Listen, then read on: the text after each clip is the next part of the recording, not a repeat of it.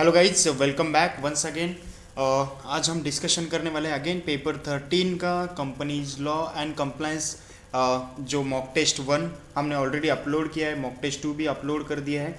आज हम डिस्कस करेंगे मॉक टेस्ट 3 का, देखेंगे कि एमसीक्यू किस तरह से है और उसका आंसर हम आज सॉल्व करेंगे।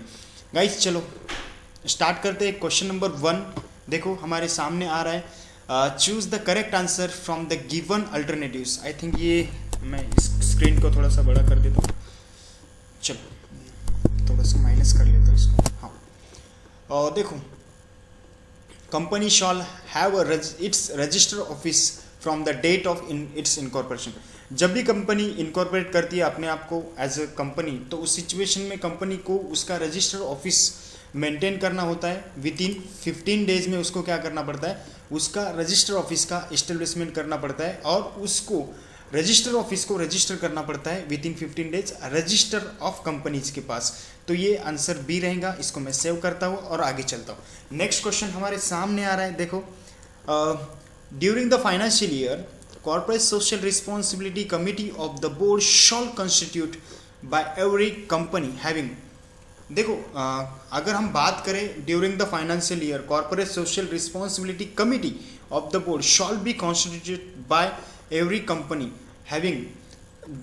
अगर हम बात करें इस प्रोविजन की, तो कोई भी कंपनी जब उसके पास पर्टिकुलरली टर्नओवर और पेड अप कैपिटल होता है, तो यहाँ पर हमारे ऑप्शन में दिया है कि कंपनी के पास अगर टर्नओवर 5,000 करोड़ है और मोर है, तो उस सिचुएशन में क्या कर सकती है वो कॉर्पोरेट सोशल रिस्पॉन्सिबिलिटी जो भी है कमिटी फॉर्म कर सकती है। सर एक बार कॉर्पोरेट सोशल रिस्पॉन्सिबिलिटी जो है एज पर सेक्शन 135 उसके प्रोविजन आप एक बार हमें डिस्कस करो।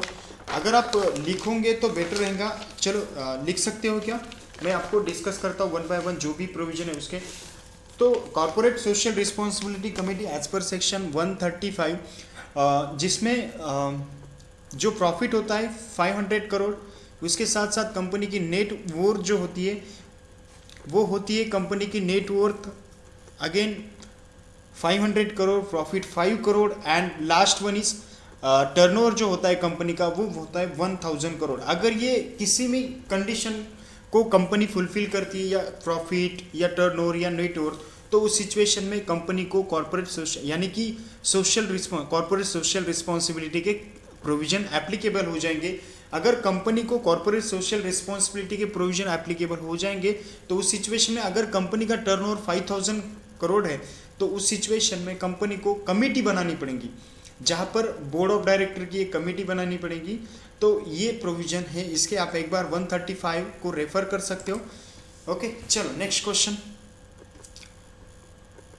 Board of every company shawl ensure that the company spend in every financial year on account of CSR policy at least. जो भी कंपनीज होती है जिनको CSR एप्लीकेबल यानी कि कॉर्पोरेट सोशल रिस्पॉन्सिबिलिटी एप्लीकेबल होती है, तो उन सिचुएशन में 2% of net profit, average net profit वो स्पेंड कर सकती है। सर एवरेज नेट प्रॉफिट कैसे कैलकुलेट करना है? Basically average net profit calculate होता है एज पर सेक्शन 198 के अकॉर्डिंगली।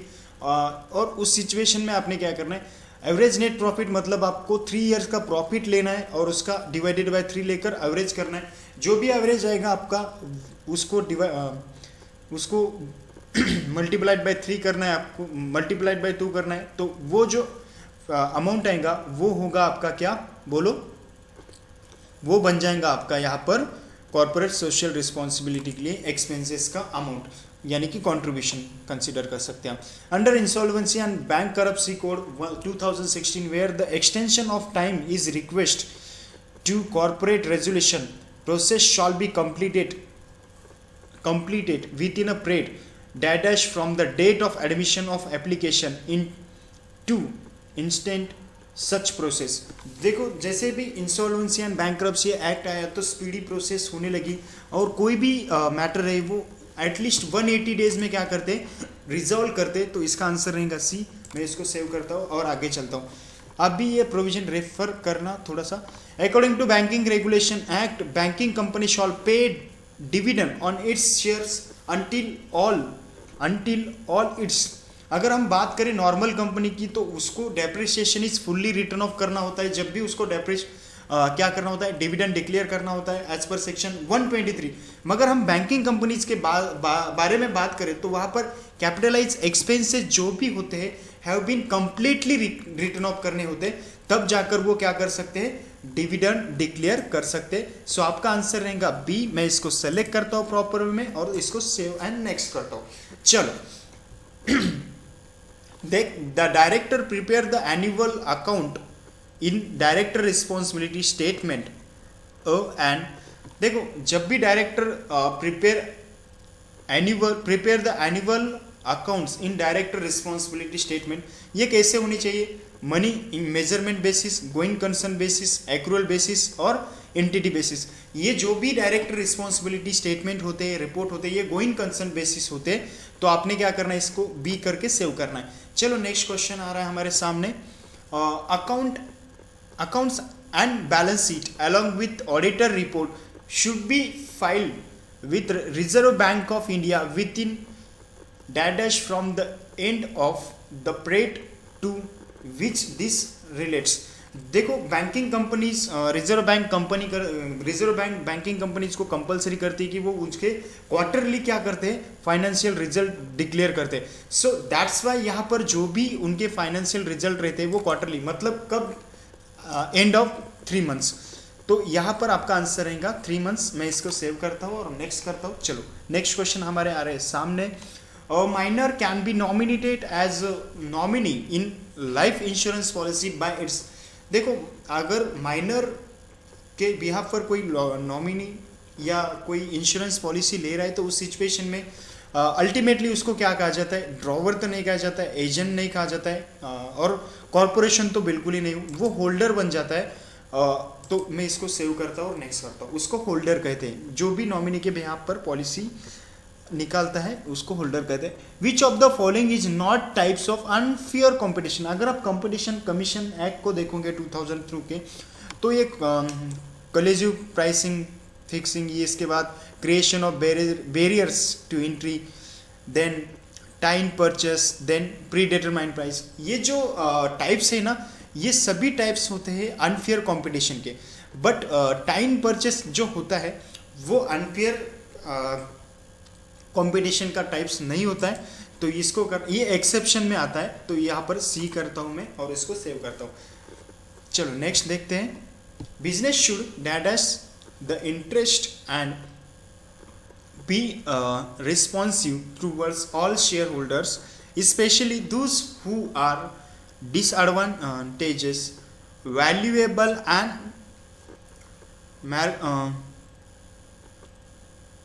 देखो मैं अगेन पढ़ता हूँ इसको। Business should dash interest of and repossessive towards all shareholder, especially those who are disadvantageous, variable and marginalized।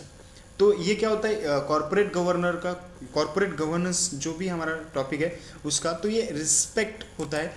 Business should respect the interest of the be representative towards all shareholders. तो ये आपका answer रहेगा इसका B. मैं आगे चलता हूँ, इसको सेव करता हूँ। नेक्स्ट क्वेश्चन हमारे सामने आ रहा है, केस स्टडी क्वेश्चन आ रहा है हमारे सामने। ABC limited having a net worth 80 crore and turnover rupees 30 crore want to accept deposit from the public section 76 companies act का other than its member referring to the provision of companies act 2013। State the condition and the procedures to be followed by ABC limited for accepting deposit from public other than its members. In this regard, state whether the following statement are true or false। देखो हमें बताना है कि true or false। Referring to the section 76 of Companies Act 2013, since ABC Limited has a net worth rupees 80 crore and turnover rupees 50 crore, which is less than prescribed limit। Sir इसका क्या ये रहेगा, net worth आपकी minimum कितनी रहनी चाहिए जब भी आप डिपॉजिट इशू करना चाहते हो? तो उस सिचुएशन में अराउंड आपकी नेटवर्थ 100 रहनी चाहिए और टर्नओवर आपका अराउंड मिनिमम 500 करोड़ रहना चाहिए। तो ये दोनों भी क्या है, लेस देन है, less than the prescribe limits, hence it can not accept deposit from public other than its member.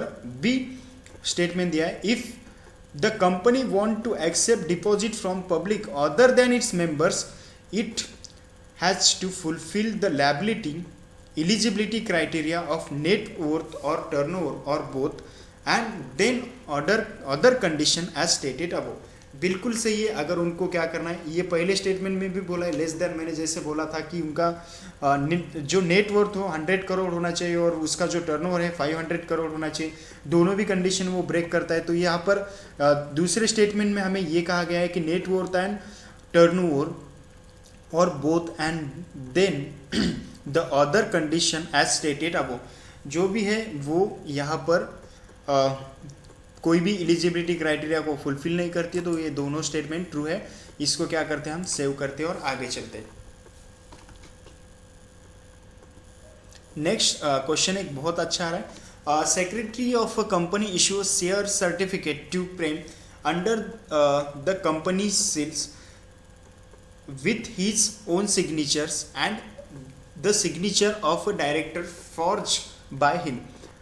Prem borrowed money from Amar on the strength of his certificate. Amar wanted to release the securities and requested the company to register him as a holder of the shares. Explain whether Amar will succeed in getting the shares registered in his name. Explain with the help of the doctrine of indoor management in Virid। देखो यहाँ पर question क्या पूछा है कि एक company secretaries क्या है, देखो केस स्टडी पढ़ते हैं। The secretary of a company issue share certificate to Prem. Company secretary ने शेयर सर्टिफिकेट इशू किया प्रेम को। प्रेम ने क्या किया, वो सर्टिफिकेट पर साइन ले लिया, वो forge by director, forge by him, director का उस पर साइन लिया। और प्रेम बोरोड मनी फ्रॉम अमर, जो भी अमर है, अमर को उसने क्या कर दिया, उस सर्टिफिकेट के अगेंस्ट पर मनी जो है वो मनी उससे बोरोड किया।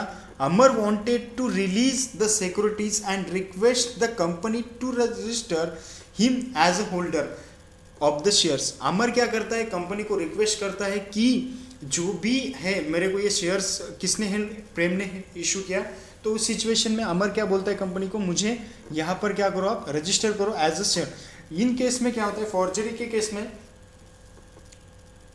जो भी अमर है, अमर का यहाँ पर कोई भी राइट नहीं होता है कि वो कंपनी के मेंबर बन सके। तो यहाँ पर ऑप्शन एक सेलेक्ट करते हैं हम प्रॉपर वे में। In instead problem doctrine of indoor management will apply as the certificate is a forgery which does not give good title to Prem and thereby to Amar, hence Amar will succeed getting the share register in his name.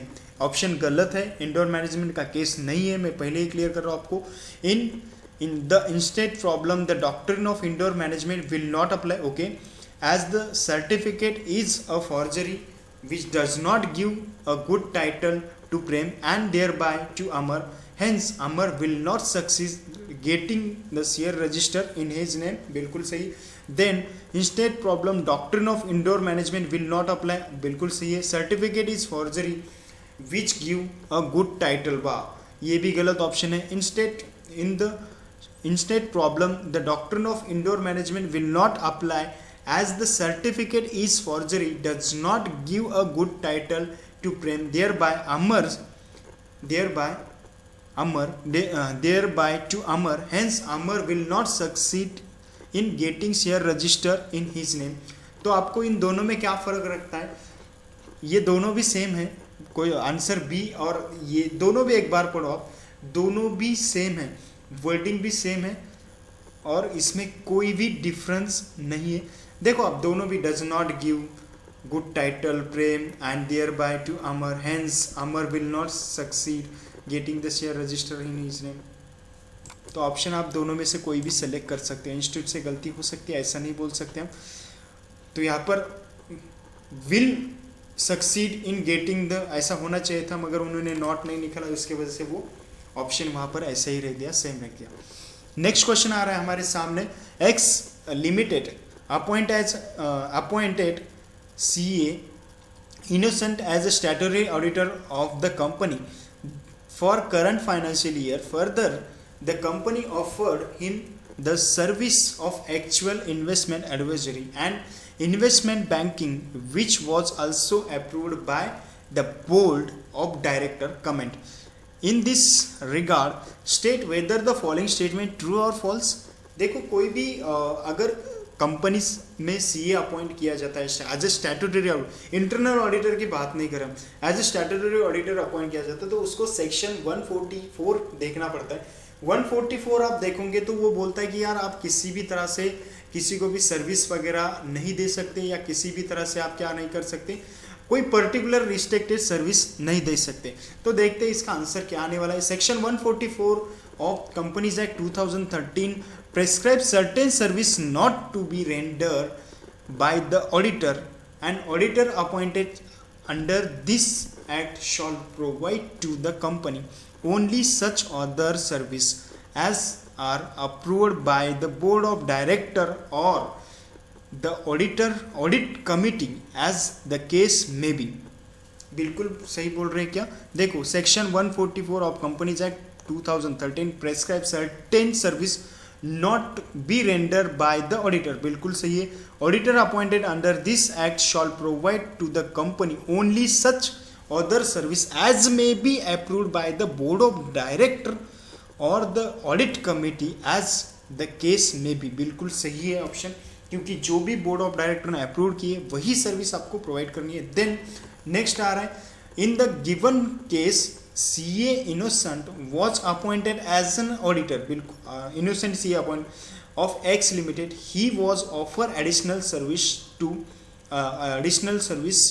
of accrual, investment advisory and investment banking, which was also approved by board of director. The auditor is advised not to accept the services as these services are specifically notified in the service not to be rendered by him as an auditor as per section 144 of companies act 2013. बिल्कुल सही है, उसने किसी भी ऐसी service को नहीं देना चाहिए जो सर्विस रिस्ट्रिक्टेड हो। अदरवाइज अगर वो ऐसी कोई भी सर्विस देता है तो उस सिचुएशन में उसको डिस्क्वालीफाइड किया जाता है या हो सकता है। Universal foreign company incorporated in Australia was carrying on its business in Delhi related to manufacturing of automobile parts due to failure of its compliance with the representative law of the century under which it is incorporated. It was ceased to exist. Decide in the light of the Companies Act 2013 the status of the companies and the effect on the conduct of business in India. In this regard, state whether the following statement are true or false. देखो section 376 of Companies Act 2013 provided the law related to the power of winding off of foreign companies, although dissolved, then stood as per the fact given in the question. Universal, a foreign company incorporated in Australia, ceased to exist as per the law of century, also ceased to carry on business in Delhi. According to Universal, company may be winding up as an unregistered company, although it is ceased to exist in Australia. ये भी आपका answer true रहने वाला है, क्योंकि जो provision है winding up के वो ये फॉलो करती वाली है कंपनी, तो इस सिचुएशन में बोथ ऑप्शन आपके क्या रहने वाले, ट्रू रहने वाला है। नेक्स्ट क्वेश्चन में आपको डिस्कस करो। चलो देखो स्टेटमेंट दिया है, there are 4 director in shine paper limited, mister Madhav being a director in situation has been authorised to draw and endorse cheque और other negotiable instrument on account of the company, and also to direct registration of transfer of shares and signing the share certificate. Evaluate whether he will be treated as managing director of the company also recommended the procedures of appointment of managing director in company in the light provision of Companies Act 2013. देखो company ने बोला है कि एक director है वो advisory services देता है, वो इंडोर्स करता है चेक को, उसके साथ साथ वो क्या करता है शेयर सर्टिफिकेट पर साइन करता है, तो उस सिचुएशन में उसको मैनेजिंग डायरेक्टर कंसीडर किया जाता है क्या? अगर मैनेजिंग डायरेक्टर कंसीडर किया जाता है तो उसके अपॉइंटमेंट की प्रोसीजर्स डिस्कस करो, ये क्वेश्चन है. In this state whether the following statement are true और false. Explain to section 255-54 of Companies Act 2013 clarify that substantial power of the management shall not be deemed including power to do such administrative act of a routine nature when so authorized by the board such as. ये देखो यहाँ पर उन्होंने proper बोला है the power to affects the common seals of the company to any document or to draw and endorse any check or the account of the company in any bank. ये भी clerical work हो रहा है. to draw and endorse any negotiable instrument or to sign any certificate of shares, ये भी clerical work हो रहा है. the director registration of transfer any shares, ये भी hence according to explanation of section 254 Mr. Madhav will not be treated as a managing director of the company as he is authorized to do administrative act of a routine nature. बिल्कुल सही है, वो administration करता है routine in nature.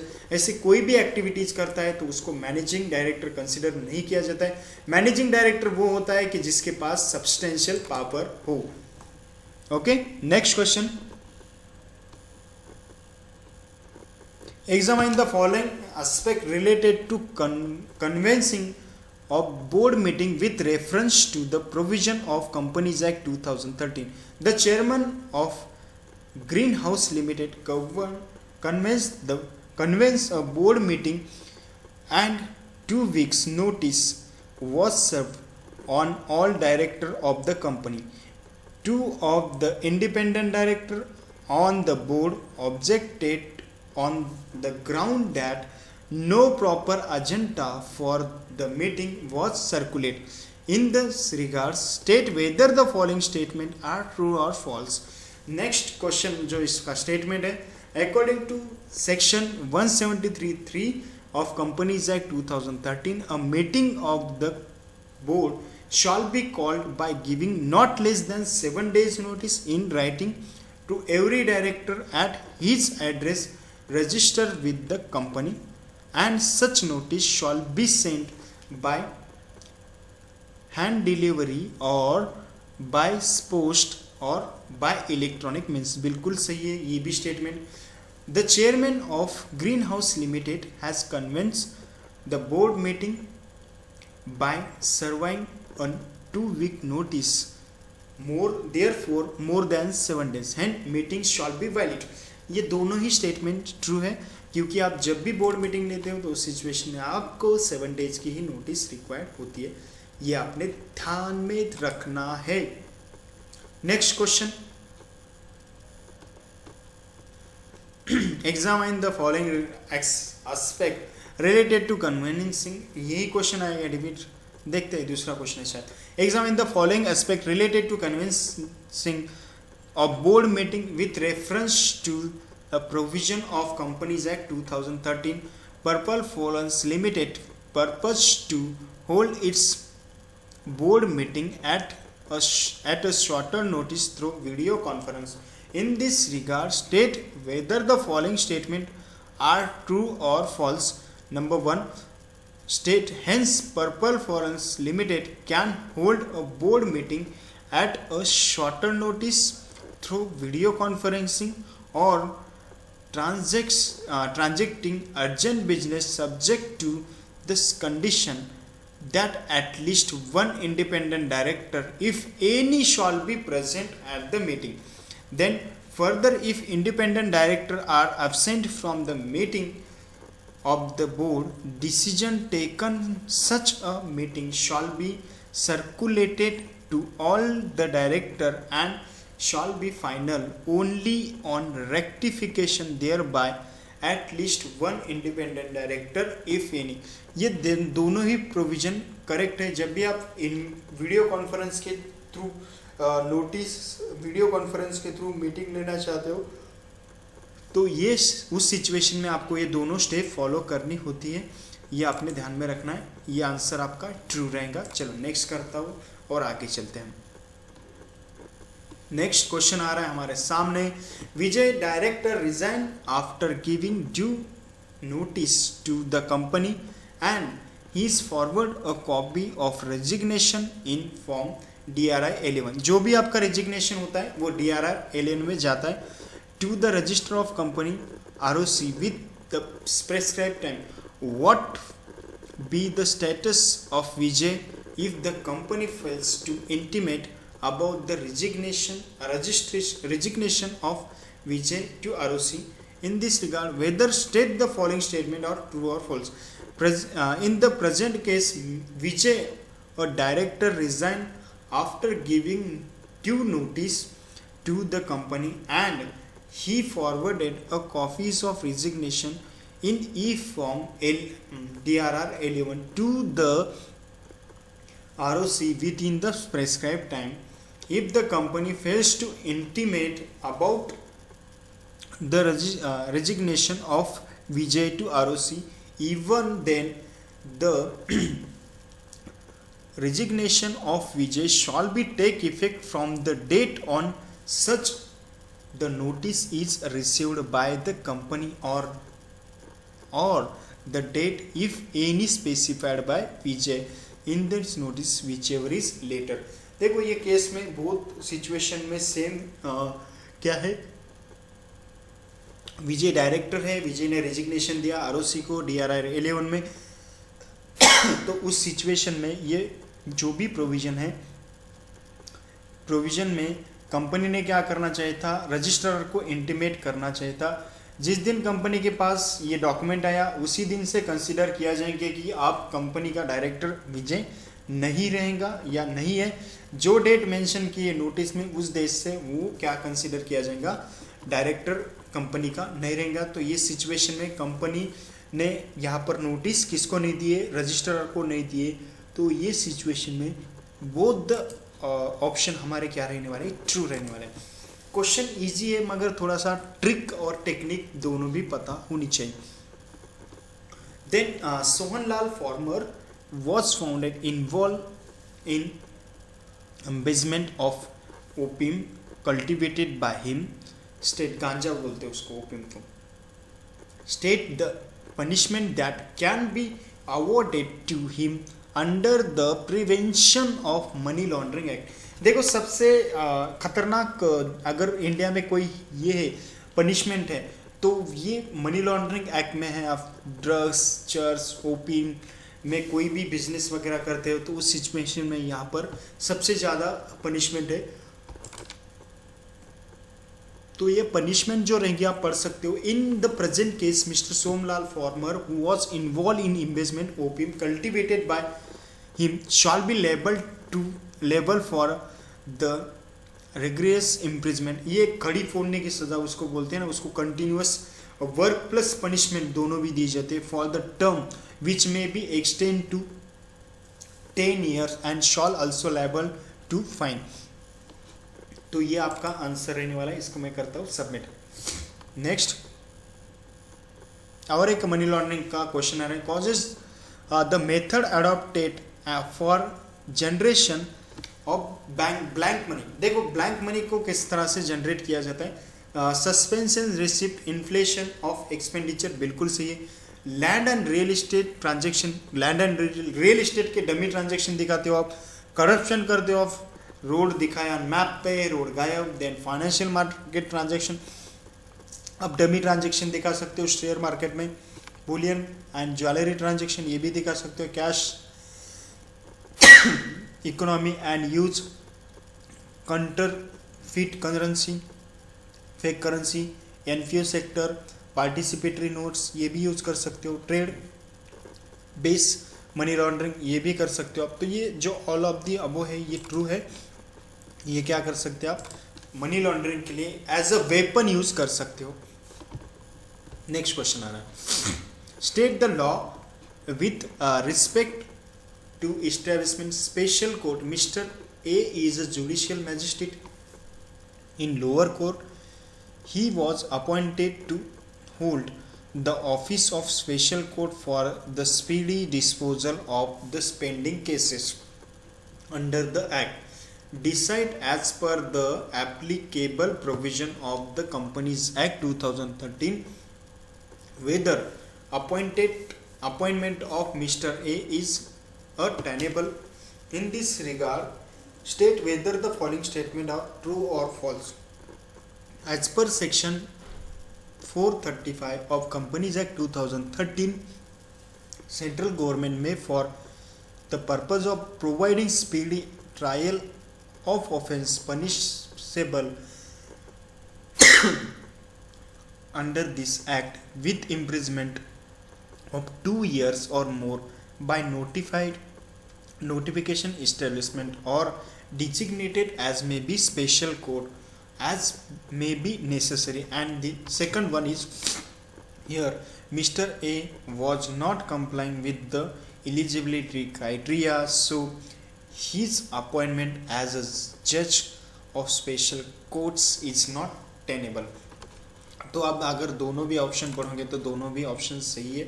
देखो उस companies act 435 में special court की प्रोविजन है, the central government may, for the purpose of providing speedy trial of offence punishable under this act with imprisonment 2 years or more, जो भी 2 years और more के लिए imprisonment होते हैं उसके लिए क्या करते हैं, सेंट्रल गवर्नमेंट ने एक स्पीडी जुडिशरी सिस्टम बनाई, उसको स्पेशल कोर्ट बोलते हैं एज पर कंपनीज एक्ट। तो ये यहाँ पर आपने ध्यान में रखना है। Sorry. Then different types of penalties are prescribed under Companies Act 2013। देखो कंपनीज एक्ट में डिफरेंट टाइप्स की पेनल्टीज है, उसमें आप देख सकते हो of the above the offence referred to in 2 and 4 fine only and then imprisonment और fine, imprisonment and fine and imprisonment only, ये फर्स्ट वाला तो नहीं है। Then of the above the difference refer in 1 to 3 not compoundable and other are compoundable. Okay, of the above offense refer to in 3 to 5 are compoundable and other are not compoundable. Okay, of the above offense referred 1 to 3 are compoundable and other are not compoundable। ये दोनों भी option same है, आपका answer रहने वाला है सी और ये डी। यानी कि इसका मीनिंग थोड़ा सा बताओ, of the above offence to compoundable और नॉट कंपाउंडेबल, आप मनी लॉन्ड्रिंग एक बार पढ़ सकते हो, उसमें डिटेल में दिया है। अगर नहीं समझा तो मैं आपको एक बार और डिस्कस कर लेता हूँ। Then state the provision of companies act 2013 relating to prevention of books and papers of amalgamated companies। क्या बात कर रहे हो, state the provision of companies act, provision of books and papers of amalgamated company as per section 139। यार ये 139 section auditor के लिए होता है, ये तो ऑप्शन नहीं रहेगा।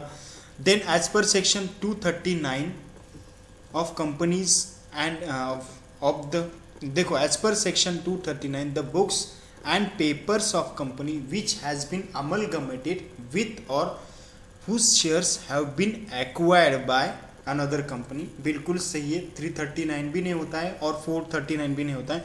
जो भी अमलगमेशन टॉपिक होता है 235 से 240 तक हमारा, सॉरी 234 से लेकर 240 तक हमारा अमलगमेशन और मर्जर ये टॉपिक है कंपनीज एक्ट में। तो यहाँ पर हमारे जो सेक्शन स्टार्ट होते हैं, ये जो भी books and papers of the company which has been amalgamated with whose shares have been acquired by another company, तो यहाँ पर बी ऑप्शन रहने वाला है।